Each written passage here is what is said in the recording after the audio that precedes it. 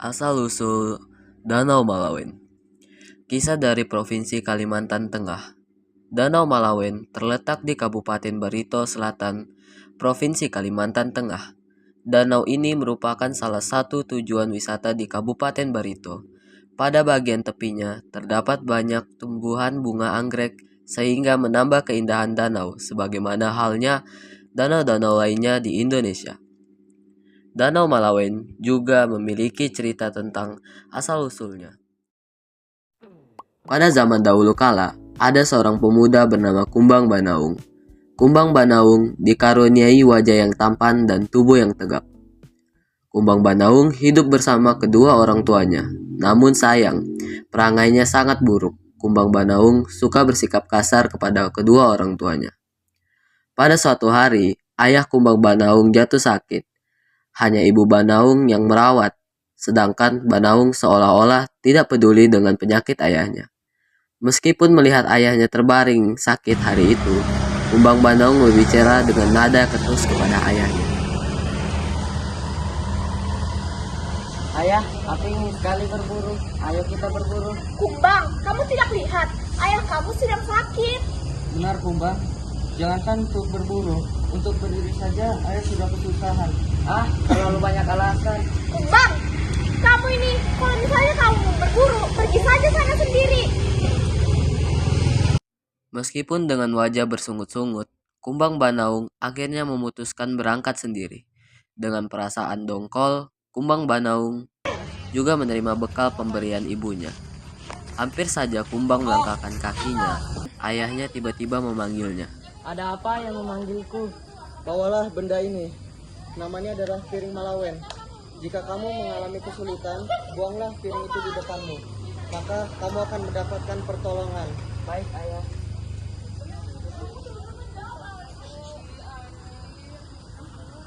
Kumbang Banaung berjalan menyusuri hutan, mencari binatang buruan.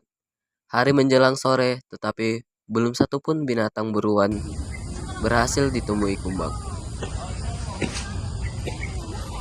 Kemana perginya hewan-hewan itu?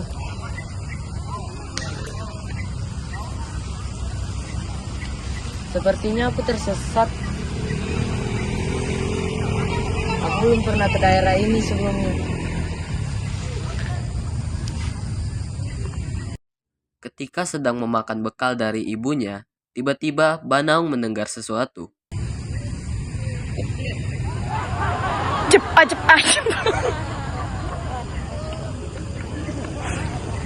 Suara apa itu?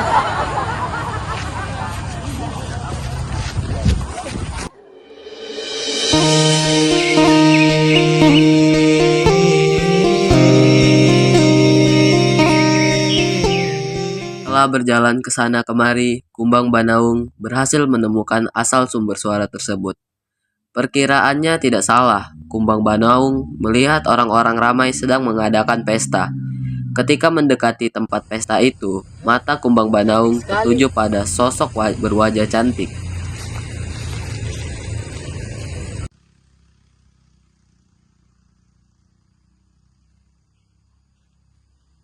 Permisi Tuan, saya mau nanya, gadis yang duduk di sebelah situ itu namanya siapa ya?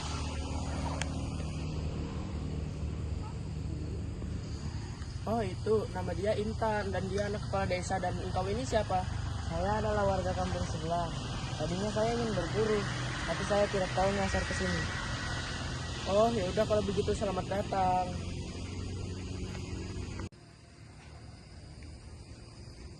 Oke, sana. Pergi dulu ya ke sana.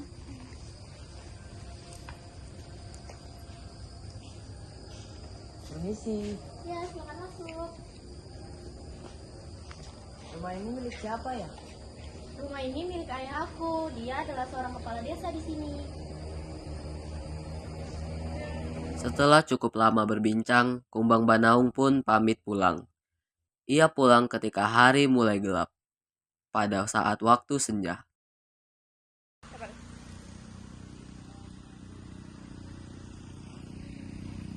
Sepertinya hari mulai gelap. Aku izin pulang dulu ya. Oh iya, silakan.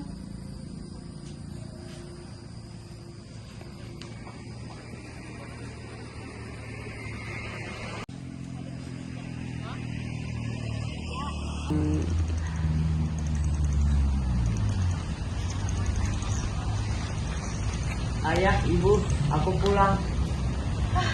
Gimana hewan buruannya? Kamu tidak mendapatkan hewan buruan?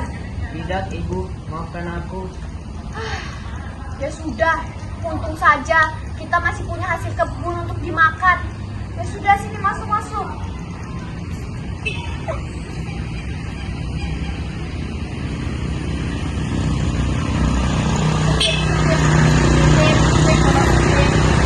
Keesokan harinya, Kumbang Banaung segera berbicara kepada ayah ibunya bahwa ia ingin melamar Intan.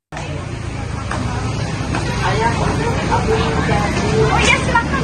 Mau bicara apa? Nak sudah sendiri. Jadi, aku ingin melamar gadis dari kampung sebelah yang bernama Intan. Siapa itu, Nak? Dia adalah anak kepala desa, ibu. Hah? Anak kepala desa? Ya, ibu. Seharusnya kamu ini ingat, nak, kalau kita ini berasal dari keluarga yang tidak mampu. Betul sekali. Kalau kamu ingin melamar anak gadis, boleh saja. Tapi carilah anak gadis di desa. Banaung sangat marah mendengar kedua orang tuanya menolak melamarkan Intan untuknya. Namun Kumbang tak putus asa. Ia mendatangi rumah Intan dan melamarnya sendiri. Sebenarnya tidak sopan bagi adat desa tersebut.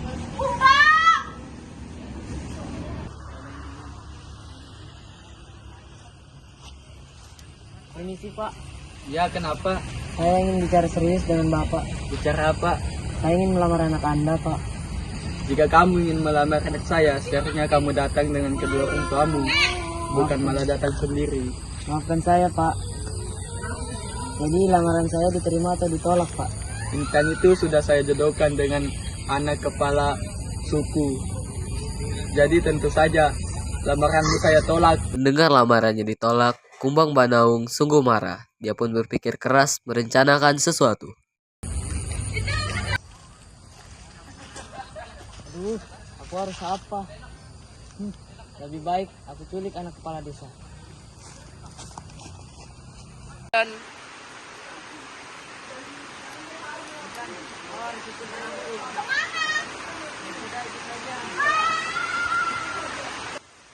kamu tidak boleh pergi.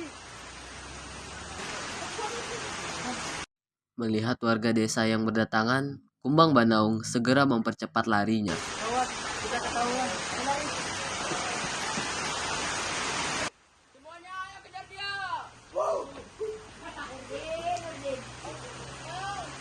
Haha, sekarang tidak ada jalan lagi. Sekarang kembalikan Intan kepada kami. Ya, betul itu. Kita terjebak. Mereka berlari terus-menerus, tapi sayangnya mereka terpaksa harus berhenti karena ada sungai di depan mereka. Bagaimana nih? Di depan kita danau. Dalam kondisi panik, Kumbang Banaung teringat piring Malawen, pemberian ayahnya. Dia mengambil piring itu dan melemparkannya ke sungai. Secara ajaib, tiba-tiba piring itu membesar seperti sampan. Kumbang Banaung segera melompat ke atasnya. Wah, Hahaha, kalian tidak bisa menangkapku.